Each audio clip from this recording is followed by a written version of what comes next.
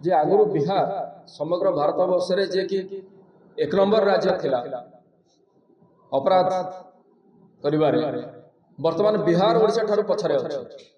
ओडिशा आगु चली गला।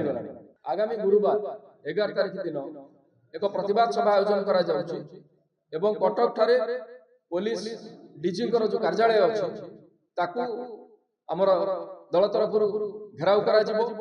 ओडिशा जनता कांग्रेस तरफरु एक गुरुत्वपूर्ण प्रसंग आज सांबादिक सम्मेलन आपण मैंने जानिथिबे जे विगत 2 वर्ष भितर ओडिशा रे डबल इंजन सरकार आसबा परे जो क्राइम रेकर्ड हार यदि आप देखिए सी 22 एवं 2023 ए 2 वर्ष तुलन में 2 गुण अधिका है। डबल इंजन सरकार रो डबल क्राइम रेट सारा ओडिशावासी को स्तब्ध करिछि एवं आम मान को हतचकित भी करिछि। आपण आश्चर्य हेबे जे आगुरु बिहार समग्र भारत वर्ष रे जे कि एक नंबर राज्य थिला अपराध करिबारे वर्तमान बिहार ओडिशा ठारू पछरे अछि। ओडिशा आगु चली गलानी। ओडिशार जनसंख्या 4.5 कोटी अप्रोक्सीमेटली, बिहार रो जनसंख्या 12 कोटी रु अधिका, किंतु प्रति 1 लाख जनसंख्या रे ओडिशा रे 162 लोक हिंसार शिकार होथिबा बेले बिहार रे मात्र 83 जन लोक हिंसार शिकार होचंती, जदिओ सेमानकर पॉपुलेशन साइज आम ठारू 2 गुण रु अधिका, 3 गुण रु अधिका।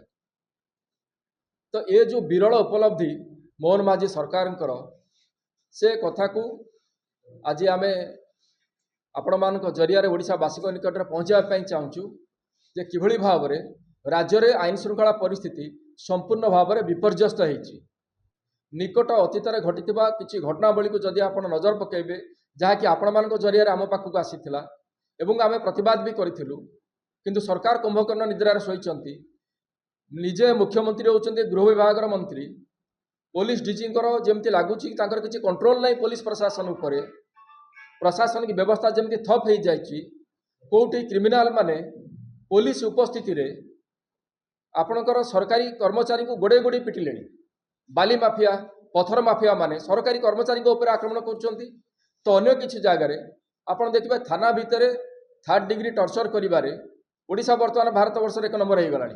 विगत 2 मास भितर 3टा कस्टोडियल डेथ होती। आपणकर मनरु लिभि नथिबो जे बालिवंता सौम्य रंजन को हत्या जो भिड़ हिंसा आपणकर कवि सूर्यनगर गंजाम जिला जड़े दिव्यांग युवक को थाना को डाकी जो भाव में अकथनीय निर्यातना दिगला एवं ताको मारी दिगला। आपणकर तालचुआ थाना केन्द्रापड़ा सेठी भी आपणकर जो कस्टडी भितर पुलिस कस्टडी भितर जो भली भाव में जड़े निरीह युवक को टर्चर करागला। एमती अगणित उदाहरण रही। पुरी जिला कणास थाना अंचल में आपड़ देखिए किभली भाव में जड़े युवक को दिन दिपहरे बुलेट चढ़ी हत्या उद्यम करागला। ब्रह्मपुर बजार उपरे सहरर छाती उपरे आपणकर दुर्बृत्त माने हाणिले, पूर्व शत्रुता को किसी नहीं हाणिले। नयागढ़ जड़े व्यक्ति जी कि ई बाली माफिया मुखा खोलुथिले, पुलिस इनफॉर्मर थिले एवं हुइसिल ब्लोअर थिले, सेमान को हत्या करागला से व्यक्ति।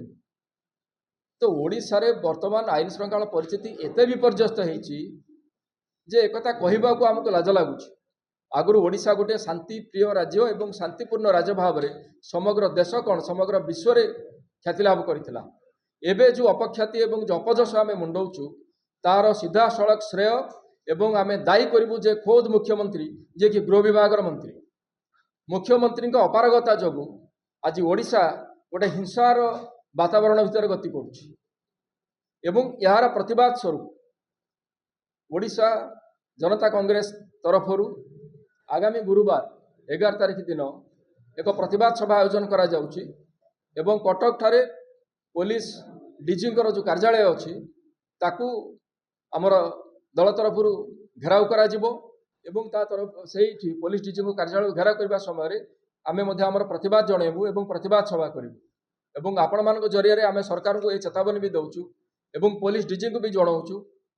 ओडिशार प्रशासन की विधि व्यवस्था को आम जन देवाई चाहूँ जे जदि आपण ओडिशार जदि जो आईन श्रृंखला परिस्थिति को आपण एबेठारू माने ताको सुधारिबा पई जदि तत्पर न हेबे ताले आगामी दिन में आम दल राजरास्ता को ओह्लैब।